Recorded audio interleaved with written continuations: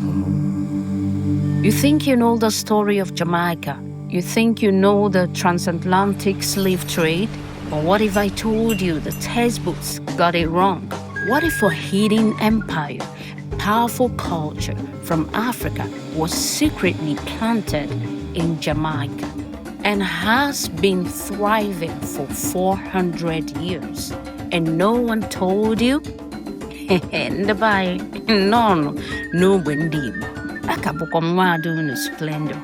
Because today we are going to be flying 10,000 miles to Jamaica together to uncover the forgotten truth, the astonishing, undeniable link between the Igbo people of Nigeria and the very heart of Jamaican culture. This isn't just history, it is a living, breathing connection that will shock you.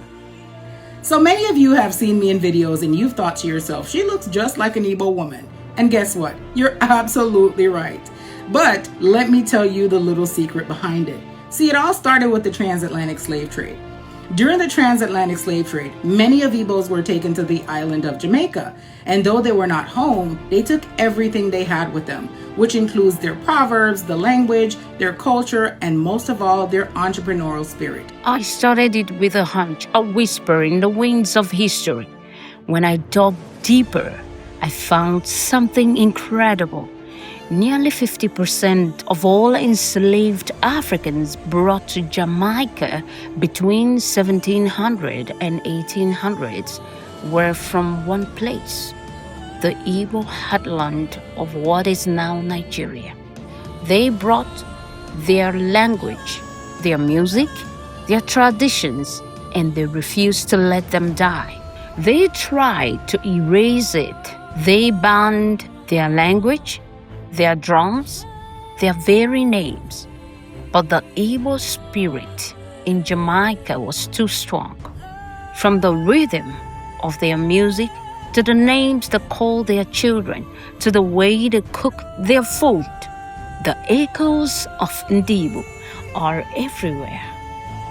The Patois, the Maroons, these legendary freedom fighters were often led by Ndibu, preserving a direct link to their African heritage. This isn't just Akakowa from a book. This is living proof that culture can survive the unimaginable. The transatlantic slave trade tried to break a people, but instead it planted a seed. Today, that seed is blossoming into a powerful reconnection.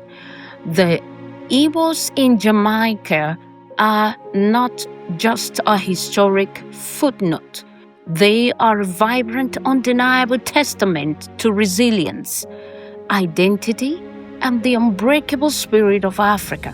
This is their story. My Story, My Legacy series continues here. Don't forget. And right about now, to prove to you, we brought on board some of the Jamaicans in your town who are still there and who would prove to us today that they surely do have a link.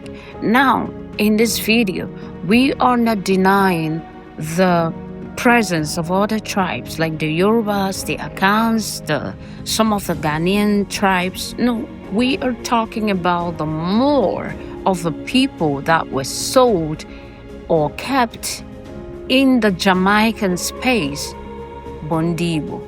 It will shock you to know that some of these words, everybody have seen that video where the lady was mentioning some of the words like Unu. That means you all. They still speak Unu in Jamaica today. D, in other words, to be. Wow. So, that means only. They also call people, surprisingly, big eye. That means anyuku, in other words, greediness. They also have this word, potopoto. You can imagine that. They also still today call Ato Atu means chewing stick. Atu ainata every morning. Nabai. That's our own toothbrush. They also refer to stubborn people as hardhead. That means isike. You can imagine that. That is amazing. They also kept the word till date. Imoso. Sign to his. My goodness, that's amazing. Moving on. Popular proverbs that we use all the time is, you will see a wata ga pumpkin belly. This is a popular phrase that we say in Jamaica, and in Igbo language, it sounds like this. Amaka minisi weba obi ubogru. Yes, and that's my husband, by the way. I did ask him to make me a voice note. But yes, basically the meaning is, you will see how does the water get to the belly of a fruit or vegetable? How does the water get to the belly, right? Right. That is something we say every single day in Jamaica. Igbo kwenu, Igbo kwezi, Igbo otu egu, Igbo ego, imara na nueve otutu. Igbo lachi Haiti. We're going to talk about Haiti today. We need to talk about the Ebo Islands in the Caribbean. I said what I said. Those is the Ebo Islands. They may not never let the Eboes have Biafra or nothing like that officially. I don't care. We need to recognize our history and know that the Jamaicans, that's us. They built Cuba off the Eboes. They built Haiti off the Eboes. A lot. That includes the Dominican, that whole island. All your leaders. Henry Christoph was Ebo. I even found out Chicago was started by a Haitian. And if the Haitians did it, the Eboes did it. Nuse Ebo, you know this. I don't even know what to call Creole other than Ebo French, if you get what I'm saying. Ebola Chi Haiti, we're going to be talking about our relationship. There are many other words that they are speaking till date. I mean Igbo words. In Jamaica, dormouth, onozo. And then there's this one that is bringing controversy somehow. They call it chinchi. Some people say it's from Spanish, Equatorial Guinea, yada, yada, yada. But you all know the bed bugs. Chinchi kabo. Okay. And then they also kept that word, chuku or chik, which is God. They also kept mbaji, yam tube, and many more.